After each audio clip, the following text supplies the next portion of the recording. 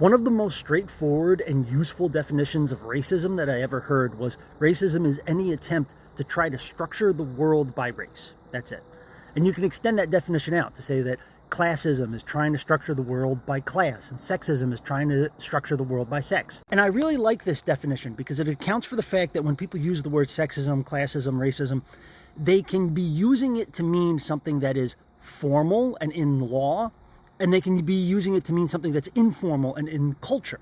They can be using it to mean something that is interpersonal and small scale, and they can be using it to mean something big and systemic. Like, let's say, for example, that I was a person who just had the attitude that women should just not be doctors. They are just not cut out for it. That would be a sexist attitude on my part. That's an attempt by me to try to structure the world by sex. And it's sexism that is in culture and at an individualized level. It's different than, let's say, having a law passed that just says women cannot go to med school. That would be something that's formal, in law, and system-wide. Now, the two things can lead to the same results, right? Like, let's say that all of the men who are in charge of admissions at the med school happen to be people who have the attitude that women should just not be doctors. You still end up with the same outcome. You end up with a world where there's no women in the med school. But if you were engaging in the project of trying to get more women into the med schools, it's useful to know which is the thing that is causing it. Is it culture? Is it low level? Is it high level? You need to know what the problem is in order to fix it. Notice also in this definition that it is phrasing it as a thing that is active and projected out, right? It's an attempt to structure the world by one of these categories, race, sex, or class. It's not racism, sexism, classism under this definition to accept the fact that sometimes the world is structured by these categories. Like, for example, I would not find it to be a sexist statement to say cis men cannot get pregnant, right? That is an order that we are not imposing on the world. We're not saying that cis men shouldn't get pregnant. It is an order that nature, physics, reality is imposing on us. And we're just being clear-eyed and accepting of it. So I don't find it to be particularly sexist to say cis men cannot get pregnant. That's also an important distinction to be aware of, right? Like, it would be ableist to say disabled people are not allowed to work.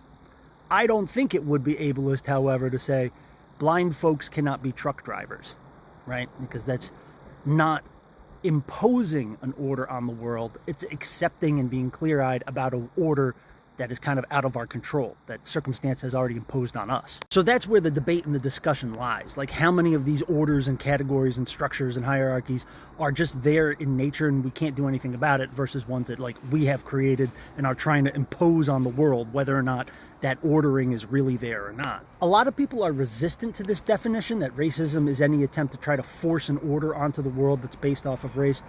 They don't like it because they want racism, sexism, classism to only ever be used in an instance where the order is something bad or something negative, right? So let's say, like, you have the attitude that women are just more nurturing than men. They just are.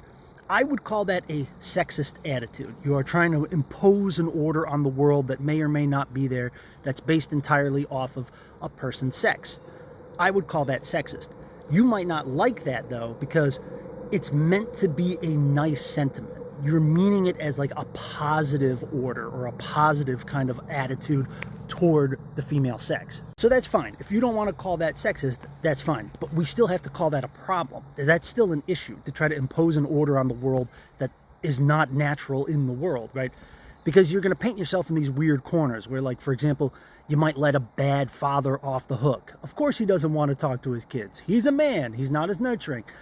No, that's not okay. One that I see every day is like this attitude that working class Americans are like the real Americans. They're the more authentic Americans. They have the real culture and values and beliefs that should be considered American beliefs. I think that's a classist attitude. You might not like that I call it classist because you say, well, it's a positive thing that I'm trying to do. I'm trying to put working class people up on a pedestal. Fine, okay, whatever. We don't have to call it classist, but we still are going to call it bad because you're trying to impose an order on the world that may or may not actually be there. And that's always going to paint you into weird corners. For example, you might start actually talking to working class people, and you're going to find out that they don't have one single monolithic culture. Their politics are different. Rural working class people who are like living life out on their own, and urban working class people who have a support network, They're having a completely different life experience. Their values are different. Their cultures are different. Their political beliefs are different. So now, if you want to say like, well, working class culture is the real American culture, you're going to have to go and pick some working class people who don't count as working class people in order to like have one culture that you can hold up as like the true American culture. It's gibberish. It doesn't make any sense. So I'm going to call it classist just because you're trying to order the world by class.